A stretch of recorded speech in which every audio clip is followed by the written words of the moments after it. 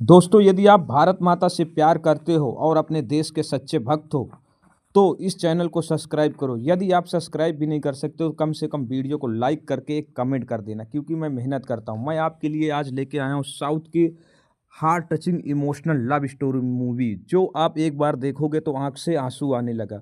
तो हम कहानी की शुरुआत करते हैं थोड़ा स्टोरी में। यह कहानी शुरू होती है आंध्र प्रदेश के एक छोटे से समुद्र शहर विशाखापट्टनम से, जहां सुबह की हवा में नमक की खुशबू होती है और शाम की लहरों की आवाज दिल से बातें करती हैं। इसी शहर में रहता है कार्तिक, एक शांत स्वभाव का लड़का जो दिन में कॉलेज जाता है और शाम को समुद्र किनारे बैठकर स्केच बनाता है। उसका सपना एक दिन बड़ा आर्टिस्ट बनना, लेकिन जिंदगी ने उसके लिए कुछ और ही लिखा होता है। कार्तिक के पिता बचपन में ही चल बसे थे। माँ सिलाई करके घर चलाती है।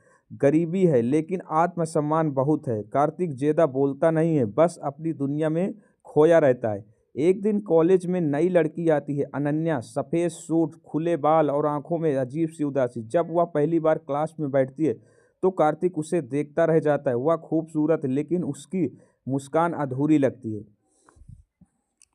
धीरे धीरे दोनों की पहचान होती है। लाइब्रेरी, बस स्टॉप और कॉलेज कैंटीन, हर जगह उनकी मुलाकात होने लगती है। अनन्या बात कम करती है लेकिन जब हंसती है तो कार्तिक का दिल भर जाता है। एक दिन बारिश में दोनों भीग जाते हैं। बस देर से आती है। समुद्र किनारे खड़े होकर अनन्या अचानक रोने लगती है।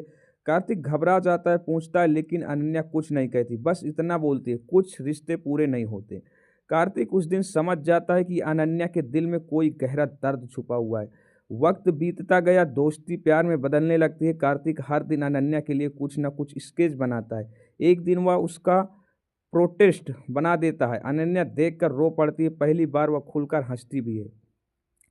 कार्तिक उससे प्यार करने लगता है बिना किसी शर्त के, लेकिन अनन्या हमेशा एक दूरी बनाए रखती है। जब भी कार्तिक प्यार की बात करता है वह चुप हो जाती है।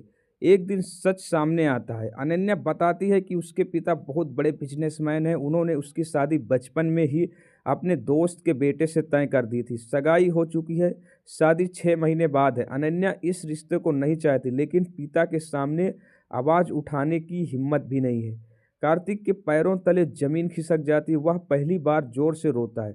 अनन्या उसके आंसू देखकर टूट जाती। वह कहती है, मैं तुम्हें धोखा नहीं देना चाहती थी, लेकिन तुम्हें खोना भी नहीं चाहती।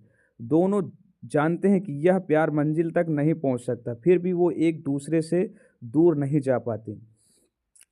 वे आखिरी 6 महीना ऐसे जीते हैं जैसे हर दिन आखिरी हो। समुद्र किनारे बैठकर सपने बुनते हैं। एक छोटा सा घर, दीवारों पर पेंटिंग, सुबह की चाय, लेकिन हर सपना टूटने के लिए बना होता है। शादी का दिन नज़दीक आता है। अनन्या की शादी चेन्नई में होती है। जाने से एक रात पहले वह कार्तिक से मिलने आती है। दोनों समुद्र किनारे चुपचाप बैठते हैं। लहरें जोर जोर से टकरा रही होती है। अनन्या कार्तिक के हाथ में एक डायरी देता है, कहता है, अगर बहुत अकेला लगे तो इसे पढ़ लेना जरूर। कार्तिक कुछ बोल नहीं पाता, आंखों से आंसू बहते रहते हैं। शादी के दिन कार्तिक कॉलेज नहीं जाता, समुद्र किनारे बैठा रहता है। उसी समय उसे खबर मिलती है कि अनन्या शादी से पहले बेहोश हो गई है, लेकिन परिवार ने उसे जबरदस्ती शादी करा दी। समय बीत जाता है। कार्तिक शहर छोड़ देता है। वह हैदराबाद चला जाता है, संघर्ष करता है, बड़ा आर्टिस्ट बनता है। उसकी पेंटिंग्स मशहूर हो जाती है, लेकिन दिल आज भी खाली रहता है। कई साल बाद उसकी एक पेंटिंग में एक औरत आती है, साड़ी में, माथे पर सिंदूर, आंखों में वही पुरानी उदासी। वह अनन्या होती। दोनों की नज़रें मिलती है। समय रुक जाता है। कोई गले नहीं लगता, कोई शिकायत नहीं करता, बस खामोशी बोलती है।